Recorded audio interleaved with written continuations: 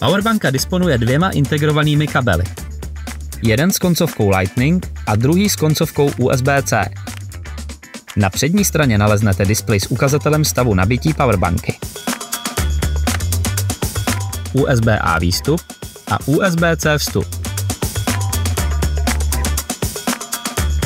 Powerbanka disponuje bezdrátovým dobíjením MagSafe s maximálním výkonem 15 W.